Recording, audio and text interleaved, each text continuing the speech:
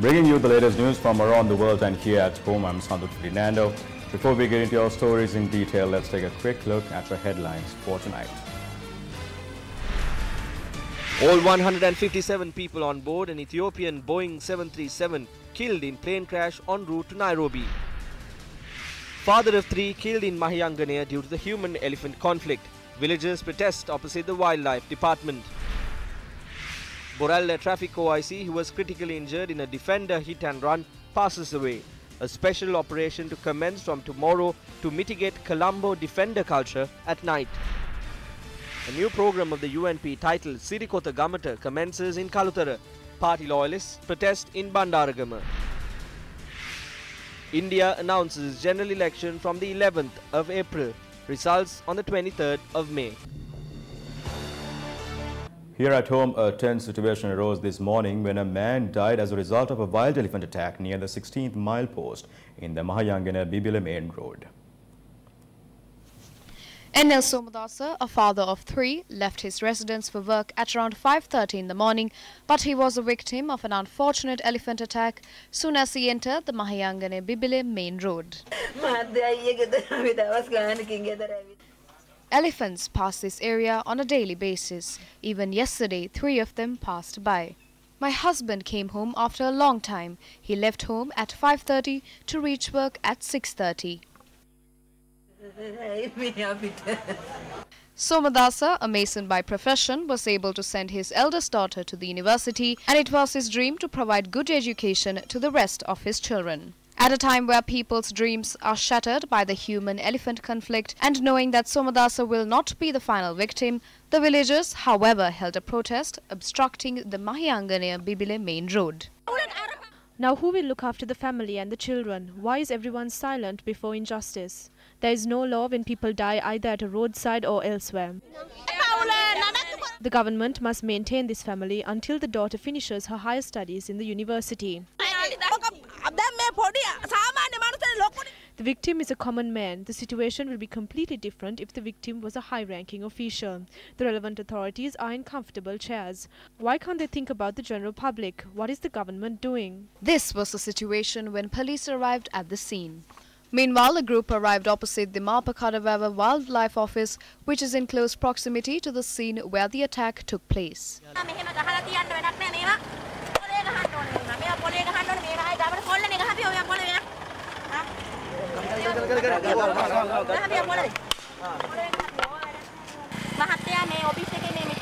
Look at the fate of these situations. They have locked up and fled the village at such a situation. Are these the people carrying out state service?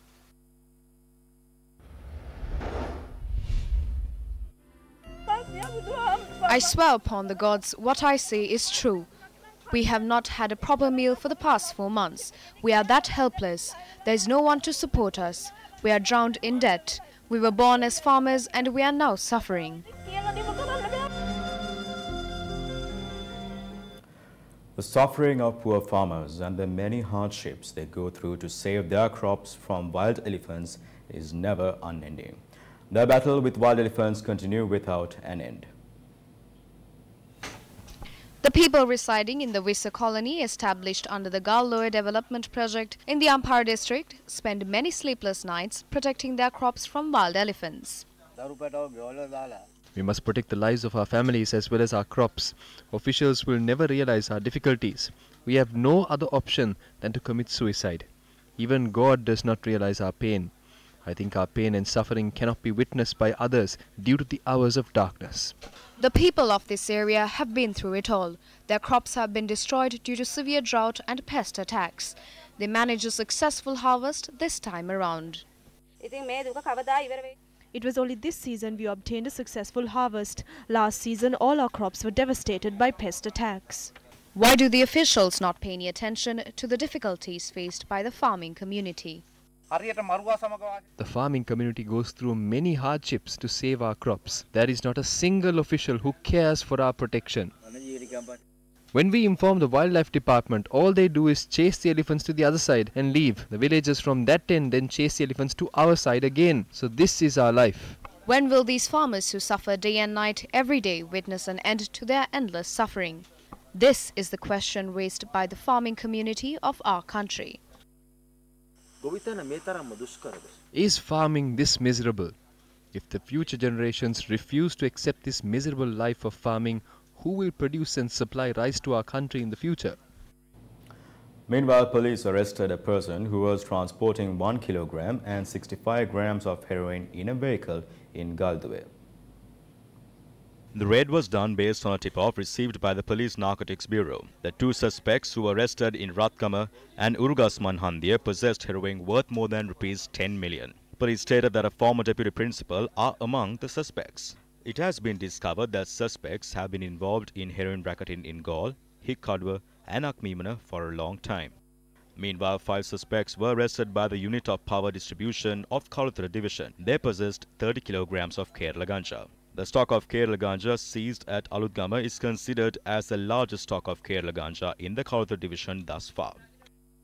During the past 3 months, the police together with the Police Special Task Force carried out several large-scale drug raids. Arrested in Berwala with 231 kilograms and 54 grams of heroin worth rupees 2.7 billion. Arrested in Ratmalana with 31 kilograms and 329 grams of heroin worth rupees 388 million. Arrested in Kaduela, Kotalavala with 5 kilograms of heroin worth rupees 50 million. Arrested by the police in Kolpiti for possessing 95 kilograms of heroin worth rupees 1.14 billion. Arrested in Pilyandala with 110 kilograms of heroin worth rupees 1.1 billion. Arrested in Nigambo Porutota with 4 kilograms of heroin and 3 kilograms of hashish. The biggest heroin stock in Kolpiti, size 231 kilograms and 490 grams, worth rupees 3.5 billion. Borala Traffic OIC Inspector of Police Anand Sagara Sarat Chandra was critically injured in a hit-and-run accident in Bambalapiti on the 24th of February, passed away last night at the National Hospital. IP Sarat Chandra was knocked down by a defender which was driven ignoring traffic rules during the early hours of the 24th of February when he was on his way to report for duty on a motorbike. The OIC, who was being treated at the intensive care unit of the National Hospital for 14 days, died last night. IP Sarat Chandra, a father of 3, was born in Polonnaruwa. He was residing at a rented house in the Gangarama area in Boralasgamur with his 52-year-old wife and children. The remains of IP Sarat Chandra will be placed at a private funeral parlour in Borala, and the funeral will be held at the Borala Public Cemetery tomorrow. The main suspect who is arrested is a son of a superintendent of police. He has been remanded after being produced in court. We have identified that he is the main suspect through video and personal evidence. We urge everyone to disregard any information spread across social media, and also we have received information on the Facebook IP addresses of the individuals who spread such news. We are hoping to produce them in court as witnesses, so they should be able to inform courts as to how they knew that it was someone else who drove the vehicle. We as the traffic police will be taking major steps from tomorrow towards eradicating the culture of driving defenders around nightclubs in Colombo under the influence.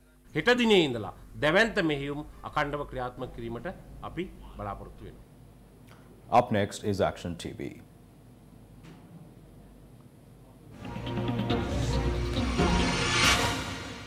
Even though finding solutions to the electricity crisis is of national importance, the Ceylon Electricity Board and the mafia associated in this regard use the public as bait to fulfill their personal agendas.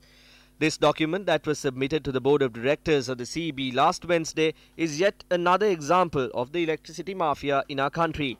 This document, as in the past, creates an artificial scarcity of electricity. In order to meet the growing demand, the respective document proposes that power be purchased from the private sector. This document also requests board approval to extend 2 expired power purchase agreements or PPAs with 2 private sector companies. Last year, the CEB attempted to extend another expired PPA by submitting a similar document. Despite their efforts, the CEB only succeeded in extending the PPA agreement with a private company that owned a power plant in Ambilipitia. However, this extension is categorized as a fraudulent transaction that can be challenged by law. Even though the CEB failed to extend the PPA agreements with these 2 private sector companies, the country did not face any power cuts. The document also reveals that there will be a shortfall in electricity generation of 200 megawatts in the future. Ideally, if the CEB predicts such a shortfall in generation, a proposal to call for tenders and purchase electricity at the most competitive price should be submitted. However, this document issued by the respective subject ministry shows the need to renew agreements which were established with good friends. The Secretary of the Subject Ministry addressed this document to the Chairman of the CEB on the 15th of June 2017, inquiring reasons for the delay in implementing the National Long-Term Power Generation Plan. Under the proposed plan, the CEB was to construct 13 low-cost power plants. If the plan was implemented as scheduled, the construction of 5 power plants would have been completed and would have contributed to the power production of our country. Our country has lost approximately 225 megawatts as a result of the failure to construct these 5 power plants, which was mainly due to the manipulative actions of the CEB. Through this document, the CEB depicts its requirements to fulfill an electricity scarcity of 200 megawatts. The CEB states that the main reasons for this scarcity are the adverse climate conditions and the anomalies in transmission systems.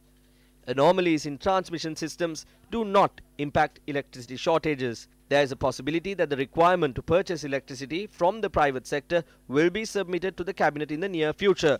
This will allow the CEB to purchase electricity from the private sector without having to call for any tenders. It is the Nissankamalla rock inscription that clearly states of the fate that befalls those who rob money that belongs to the general public.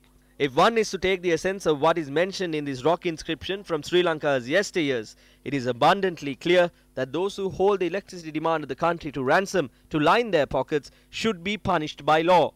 This is over to the Secretary to the President. Continuing in more local news, clarifying the issues highlighted by President Maithripala Sirisena regarding the functions of the Constitutional Council, a letter was submitted to the President by the Council yesterday. On the 21st of last month, President Maithripala Sirisena highlighted that several issues regarding the functions of the Constitutional Council during the adjournment debate in Parliament. The Constitutional Council, chaired by Speaker Karu Jayasuriya, who had replied to these issues through a letter addressed to His Excellency, also released a summary of its content to the media last evening. As per the summary, the letter submitted to the President states that the statements made regarding the Constitutional Council was critical and unjust. The letter also states that the Council is also of the view that the majority of the Constitutional Council's composition must be represented by members of civil societies. The letter also states that the Constitutional Council has complied with the Constitution of Sri Lanka during the appointments of Supreme Court judges as well as the appointments of the Attorney General and the Inspector General of Police. The letter also requests the President to inquire from the Constitutional Council regarding any issue that may exist pertaining to the functions of the Constitutional Council. Why was the Constitutional Council established? It was established to reduce the powers of the President and to further empower the Constitutional Council. What has Prime Minister Ranil Wickremesinghe done? Up to date, we have not received a program or an agenda of the Constitutional Council. Ranil Wickremesinghe is a champion in manipulating. He has appointed his disciples to the Constitutional Council and claims that it is an independent council. However, if we look into this matter, we understand that the decisions made by this council are far worse than those taken by autocratic presidents in history. This is why we said, when empowering the Constitutional Council, there must also be a program in place to monitor whether the council is using their powers in a proper manner. We request that at least a parliamentary committee is appointed for this purpose. Sirikota Gamata, a membership drive spearheaded by the UNP, commenced today from the Kaluthara district. Party activists and UNP MPs participated in a door-to-door campaign in Kaluthara, Panadura, Horana, Agalavatta, Matugama and Beruwala in the Kaluthara district. Prime Minister Ranil Wickremesinghe joined the campaign from Totawatta area in Panadura. After visiting Horana, Prime Minister Ranil Wickremesinghe joined the membership drive in Matugama.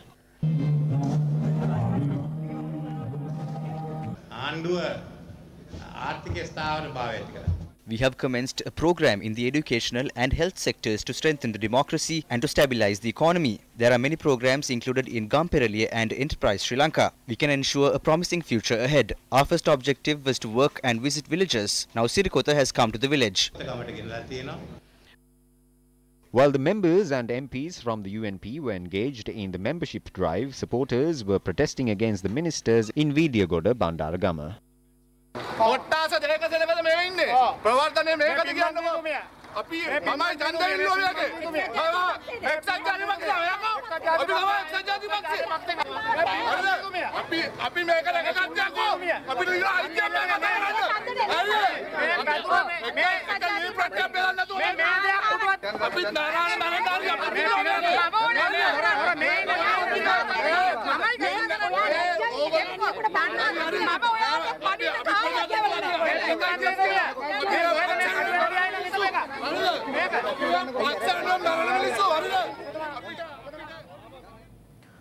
JVP Politburo member Vasantha Samarasinghe expressed these views at a public gathering in Aliyagoda. The Sri Lankan Central Bank is going to get a loan of rupees 450 billion through sovereign bonds. It is not taken from Sri Lanka, but it's from abroad. How are they taking that loan? The loan interest for a year is 8.05%. When other countries take loans in dollars, they do not issue bonds for this amount of interest rates. We are asking Indrajit Kumaraswamy, we ask Mangala Samaravira, we ask Ranil Wickremesinghe, and we ask the so-called economic pundits as to which country issues sovereign bonds for 8%, and none of the countries does that. In Vietnam, it is 2.05%. Botswana is a country in Africa. Their economy is like ours. They are stuck due to the loans that they have taken from China. Botswana takes loans for 5.03%. Sri Lanka is trying to issue bonds for 8%. They are obtaining loans without any shame. They are not thinking whether the country can pay back or not. The leaders know that we won't be able to pay it. Your children will have to pay it, the future generation. Samarasinghe said that the sovereign bond issue is being done in a backdrop where the perpetrators of the bond scams of 2015 and 2016, where the losses are not yet quantified and are still not punished. Have you heard of countries that give the position of Prime Minister to a thief? Sri Lanka is the first. Ranil Wickremesinghe brought Arjuna Mahendra into the country. Ranil Wickremesinghe made him the governor of the central bank. When the central bank was broken into in 2015, he got up in parliament in March and he said that this was not a robbery and that he knows about Mahendran well. Now Wickremesinghe says he is not aware. This is hilarious. Will this suffice? If Ranil Wickremesinghe has any shame, he should resign. He should say that the governor that he brought down failed and the country should not suffer as a result. Will he say that? Wickremesinghe does not say anything. He is trying for another leadership post. He is not trying to be president. I think he is trying on securing the position of opposition leader.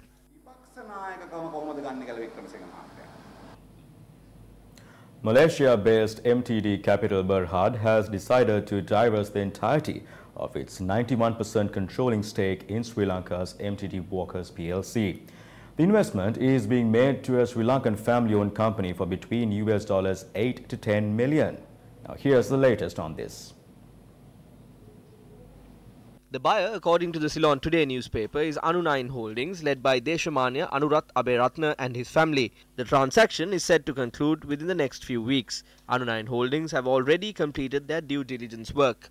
The Ceylon Today noted that the company already completed 90% of the deal. Anu9 Holdings say that they will be treating all the MTD Walkers creditors and debtors equally and promise to settle all MTD Walkers liabilities within a stipulated period.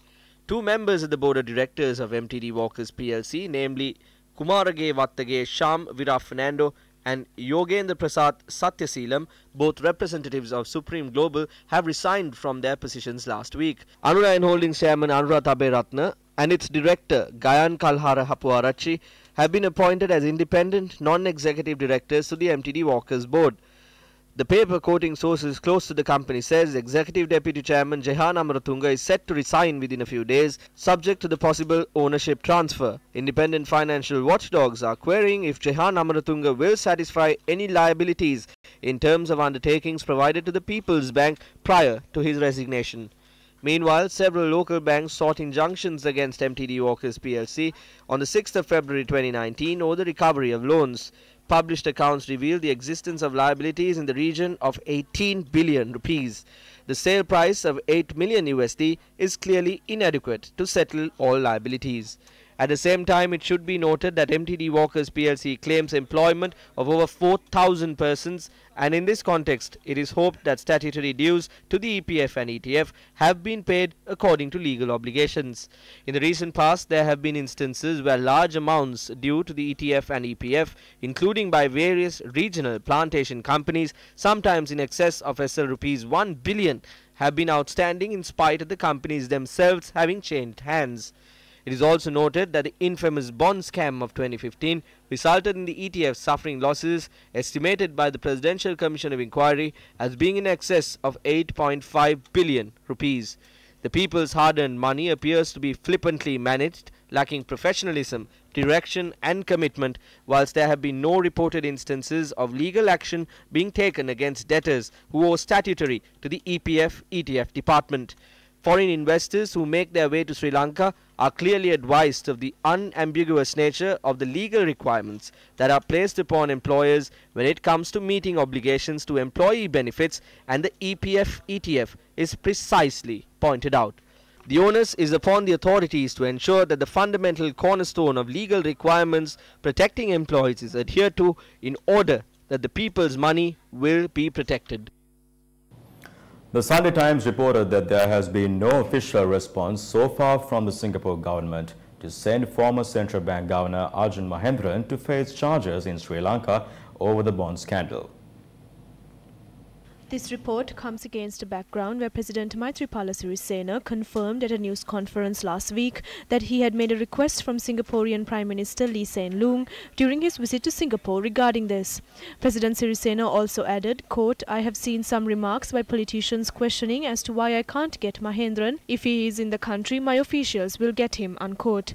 The President has said, quote, "We informed the Interpol and based on that request it issued a red notice. After the red notice is issued, the person concerned could make an appeal defending himself that he should not be arrested," unquote. The President further added, quote, "Mahendran appealed to the Interpol. The appeal was rejected, therefore the red notice was validated again. The red notice is effective and he can be arrested anywhere in the world," unquote.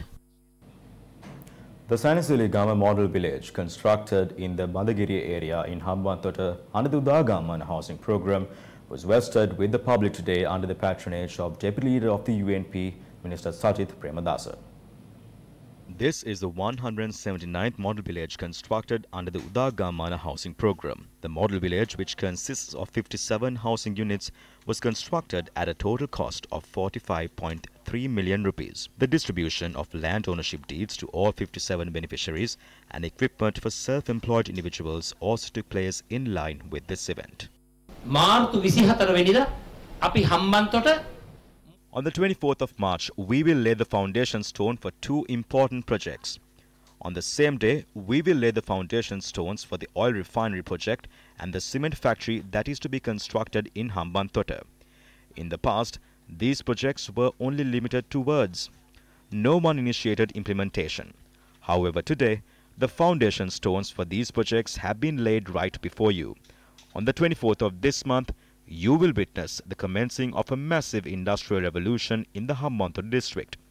This revolution will no doubt put an end to the people's suffering.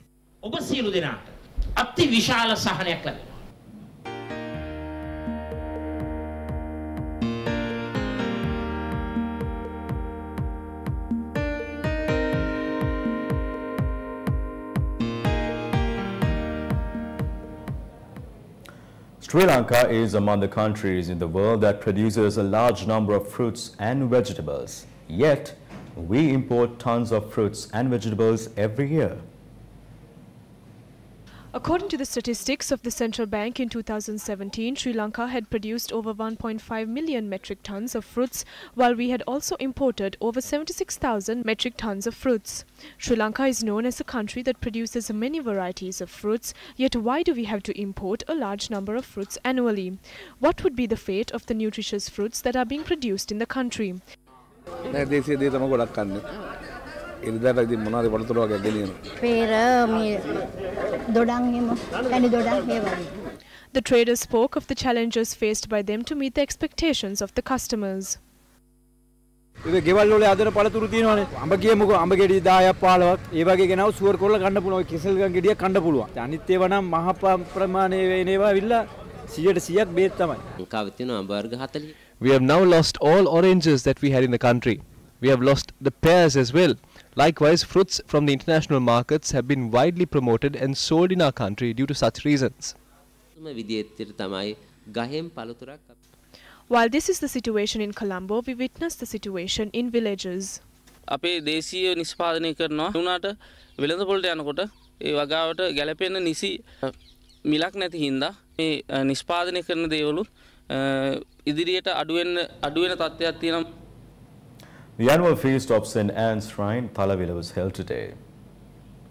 A special Holy Mass was held in the morning today. The Mass was celebrated by Bishop of the Chilao Diocese, Valens Mendes, and Noel Emmanuel, the Bishop of Trincomalee.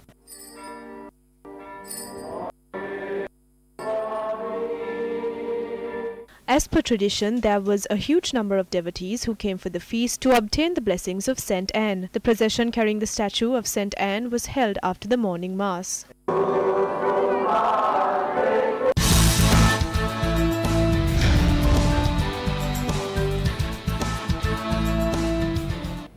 And with that, wrap up news for tonight. Thank you very much for joining. Do take care and good night.